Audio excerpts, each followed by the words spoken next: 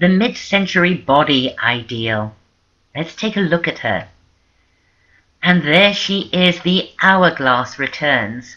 When did we last see the Hourglass figure? You remember, right? At the turn of the century.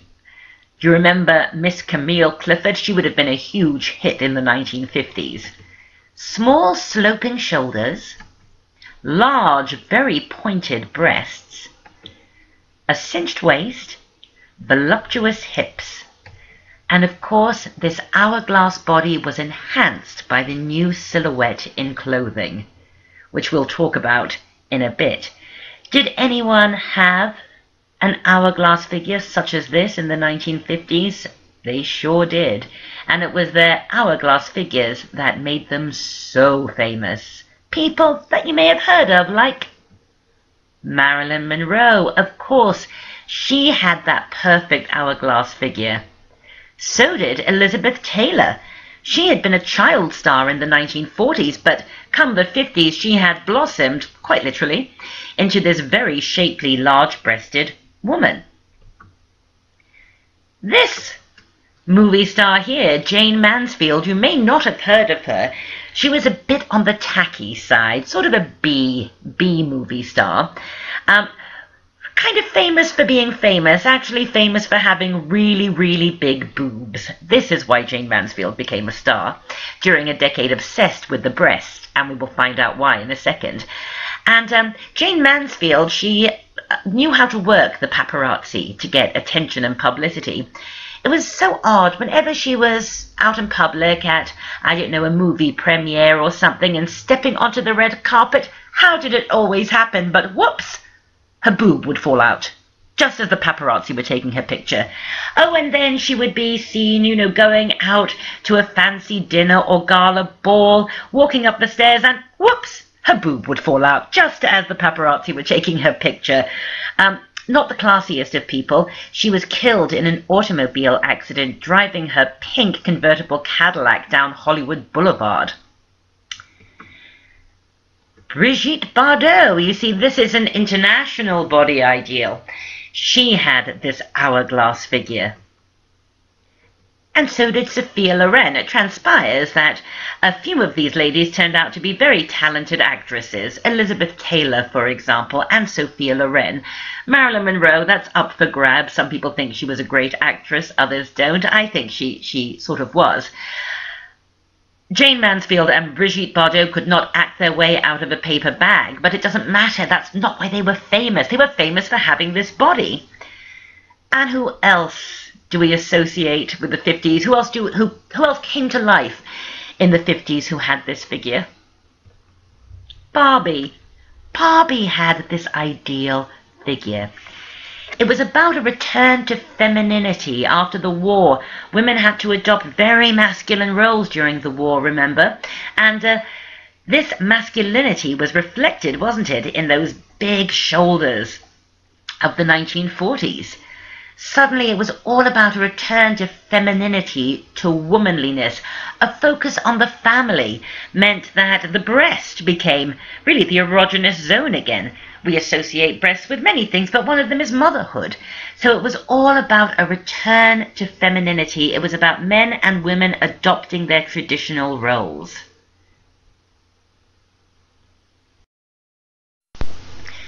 But if you didn't have this body naturally, you could achieve a proximity of it with one of these girdles. The difference between a girdle and a corset is that a girdle is something you pull on. In fact, you had to roll these on. You would roll them down to make sort of a ring. You'd step into the ring and then you would roll it over your body. Girdles you roll, corsets you either lace or hook to close them. Some women did wear corsets in the 1950s and early 60s, but really it was the girdle, and this one, you can see her bra beneath it with this very pointy breast. Look like this, feel like this. Now you can be 3 inches slimmer in the famous Walk Easy girdle. I don't think anyone's going to be walking too easily in that thing. Here is another image of a girdle. This one has the bra built into it. These were extremely tight and extremely uncomfortable. I don't know if any of you have worn Spanx ever.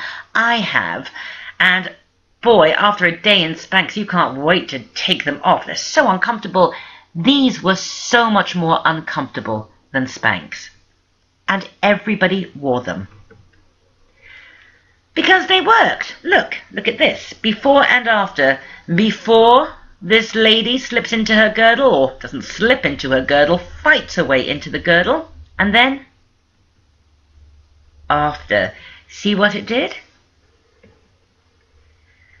Undercover strategy for new glamour. Look at these. These are separate girdles and bras, and these girdles, the one on the right goes all the way to the knees. And you're thinking, why do you need a girdle to go all the way to your knees when skirts were so full? Well, not all skirts were full. Some were very tight pencil skirts. We're going to look at the two main silhouettes of the 1950s in a second. But these are not comfortable, and as you can see, women's stockings would attach directly to their girdles. This is the era before tights. Tights happened in the 60s. And everybody wore a girdle. You would have worn a girdle. I would have worn a girdle. It didn't matter how skinny you were, because it wasn't about being skinny. It was about being curved and pulled in tightly at the waist. Everybody would have worn a girdle. If you didn't wear a girdle, that was not good. You were sort of slovenly if you didn't wear a girdle. People would notice if you didn't have a girdle on. It wasn't ladylike, it was sloppy. But you needed to wear one because look at these shapes. Basically, mid-century fashion simply didn't work without a girdle.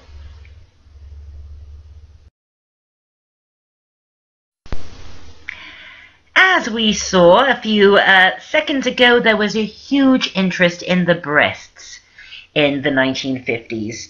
Return to femininity, motherhood, women back in the home, etc. Basically, the bigger and more pointy your boobs, the better it was. That was the answer to everything. Big, pointy, high boobs. Like hers. Oh, and there's Jayne Mansfield again. You can see why she was famous for her breasts. Here is a more modified, less ridiculous type of breast than Jayne Mansfield's, but you can see how very, very pointy they are. So the obsession with breasts is understandable. The era saw a return to heightened femininity and womanliness, and also breasts are maternal. So this tied in with the obsession for family. I've already said that, but I wrote it up here so that when you review this PowerPoint, you will remember.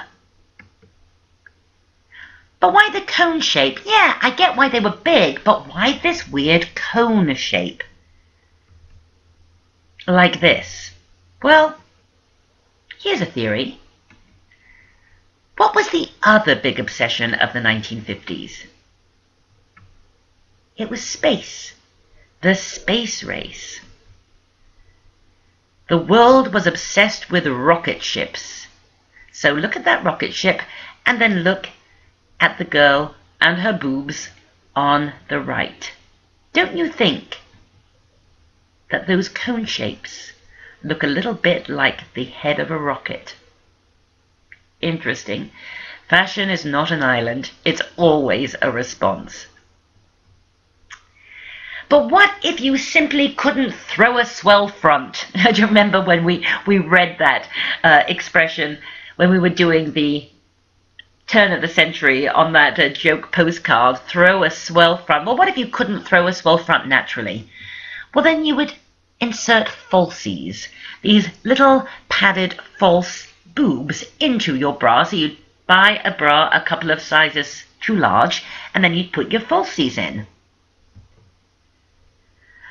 There were some ridiculous alternatives to artificially enhancing your bust. Look at this. Do it yourself. The blow-up bra. You'd put your bra on, and then you would blow into a little tube and inflate your boobs. Like this lady is doing here. How utterly ridiculous, but it shows you the importance placed upon breasts, upon having this Hourglass Figure. And I think it must have really affected some people terribly. Look at this, some sort of con run in a local paper here. Full of bosom, become desirous, enjoy new romantic triumphs. Highly successful method, so you sent your money away and God knows what they sent you. Oh, an easy-to-follow 64-page booklet. And no booklet is going to enhance your breasts, is it? So I think that this really did sort of feed into a lot of insecurities for women who didn't naturally have large breasts. Skinny girls are not glamour girls. Well, that's good news for me. But you can see this obsession with curves.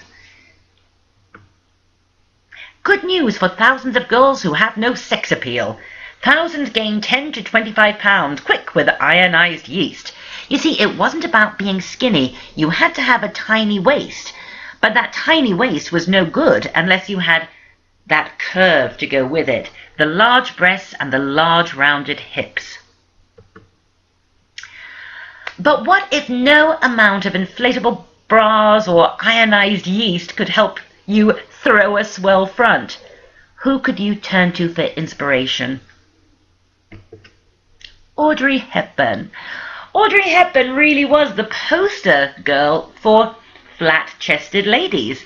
They had somebody they could turn to for inspiration who was beautiful and famous and glamorous, but you know what? Even Audrey wore falsies at the start of her career. Take a look at that.